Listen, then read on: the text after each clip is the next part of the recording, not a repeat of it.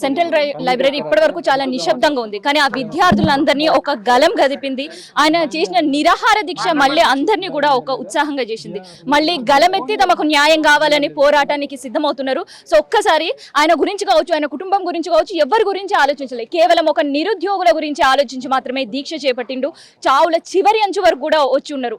చాలా నిర్బంధాలు కనీసం ఆయనను పరామర్శించడానికి చాలా మంది వచ్చినా, ఎంతో మంది విద్యార్థులు ర్యాలీగా తరిగి వచ్చినా కూడా ఆయనని కలవనీయకుండా నిర్బంధించారు. సో ఒక్కసారి మనం మోతీలాల్ నాయక్ అన్నతో మాట్లాడదాం. అసలుకి మళ్ళీ ఈ పరిస్థితి చూస్తుంటే నాకైతే ఒక జర్నలిస్ట్గా తెలంగాణ ఉద్యమం సమయం గుర్తుకొస్తుంది. సో ఎందుకు ఇంత నిర్బంధం అన్న మీ మీద?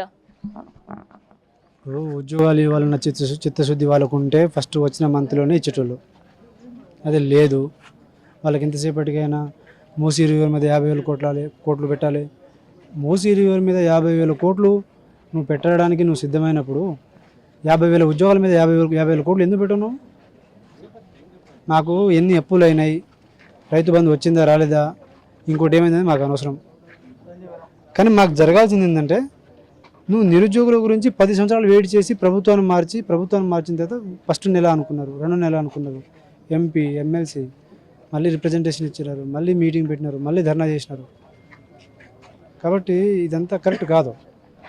ఈ 4 డిమాండ్ల వల్ల 30,000 ఉద్యోగాలు ఫిల్ అవుతుంది. 30,000 ఉద్యోగాల వల్ల ఈ 30,000 కుటుంబాలకు వాళ్ళ కుటుంబం సెట్ అయిపోతుంది. వాళ్ళని రాని వాళ్ళు కూడా వాళ్ళు వేరే పని చూసుకొని వెళ్ళిపోతారు. ఈ జనరేషన్ ఇట్లా ఉండిపోదు. సో ప్రభుత్వము నిర్బంధం చేస్తుందంటే అది ప్రభుత్వానికి ఆ పని చేయాలనే ఆలోచన లేదేమో. 9 రోజులు నేను చేసిన, మరి నన్ను వచ్చి మాట్లాడినప్పుడు మరి కనీసంగా నువ్వు విని నువ్వు ఏందనేది నువ్వు ఇది అడిగినావు, నేను ఇది చేయగలుగుతా అని చెప్పాలి కదా.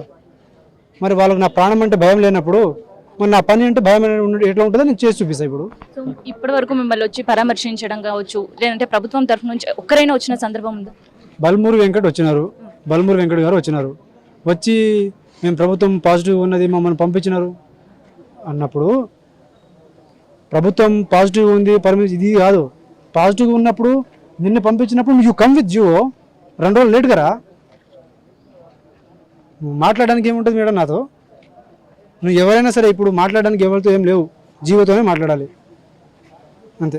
చాలా మంది నిరుద్యోగులు, ఉద్యోగులు, విద్యార్థులు అందరూ కూడా మీకు మద్దతు తెలపనికి వచ్చారు. ఆ విషయం మీకు ఎవరికైనా బెడ్ మీద ఉన్న ఇన్ఫర్మేషన్ ఇచ్చారా? అంటే ఫస్ట్ డే తెలుసు, తర్వాత మొత్తం నా ఫోన్ ఫస్ట్ మాకు కమ్యూనికేషన్ బయట ఏం జరుగుతుందో ఫోన్ లేదు. 7th డే కాదు, 8th day night, 8th day night కాదు, 8th day 7th night, 8th రా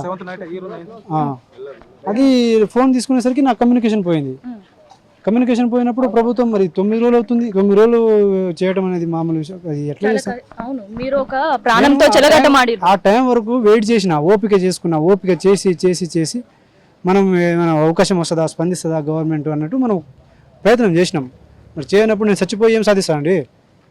నేను బతికుండి వాళ్ళకు ఒక నిద్ర పట్టకుండా ఒకటి మనకు వాళ్ళకు కంట్లో కునుకు రాకుండా చేయాలి. కానీ నేను చచ్చిపోతే ఏమొస్తుంది అన్న? ఒక్క వీడియో మీకు చూపించాలనుకుంటున్నాను నేను.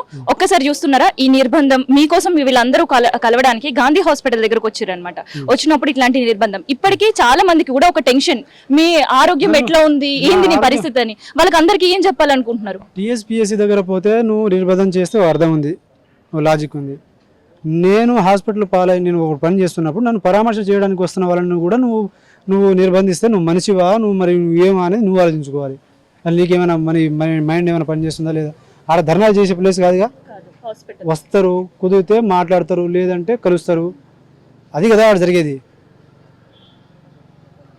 నిరుద్యోగులు నేను ఒకటే చెప్తున్నాను, నా ఆరోగ్యం గురించి అవన్నీ అనవసరం. నా ఆరోగ్యం గురించి కన్సర్న్ ఉంటే నేను ఇక్కడ రాను.